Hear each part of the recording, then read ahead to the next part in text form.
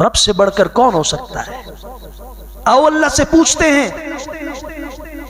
سورہ لقمان ہے، آیت 13 ہے۔ حضرت لقمان حکیم اپنے بیٹے کو نصیحت فرما رہے ہیں، اللہ کے قرآن نے اس نصیحت کا نقشہ کھینچ دیا۔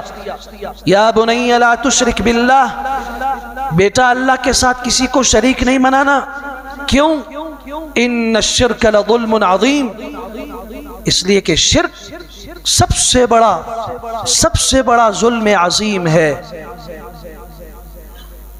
میں آپ کے حق پہ ڈاکہ ڈالوں، میں ظالم بن جاتا ہوں۔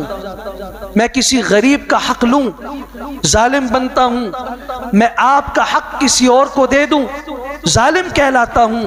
تو پھر مجھے یہ بات کیوں سمجھ نہیں آتی کہ جو حق صرف اللہ کا ہے اپنے بندوں کے اوپر، وہ حق میں اللہ سے اٹھا کے بندوں کو کیسے دے رہا ہوں؟ مخلوق کو کیسے دے رہا ہوں؟ یہ تو اللہ کا صبر ہے، اور یہ تو اللہ کا حلم ہے، ورنہ کس کی جرت ہو سکتی ہے کہ میرے رب کا کوئی حق اٹھا کے کسی اور کو دے سکے؟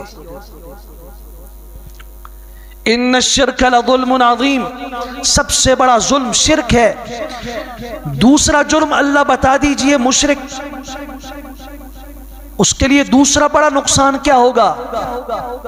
اللہ کے قرآن نے فیصلہ کیا کہ شرک کرنے والا آدمی یہ کتنی اچھائیاں کیوں نہ کرے، ہسپتال بنائے، یتیم خانے بنائے، روڈ بنائے، لوگوں کی ہیلپ اور مدد کرے، کچھ بھی کرے، یہ اور تو اور یہ اگر اللہ کا گھر بنائے گا نا، اس مسجد کی بات نہیں کر رہا، بیت اللہ کی بات کر رہا ہوں، خانہ کعبہ کی بات کر رہا ہوں، وہ بھی بنائے گا نا، پھر بھی میرے اللہ کا فیصلہ یہ ہے کہ میں اس کی مغفرت نہیں کروں گا۔ ان اللہ لا یغفر ان یشرک بہ، اللہ تعالیٰ مشرک کی مغفرت نہیں کرے گا۔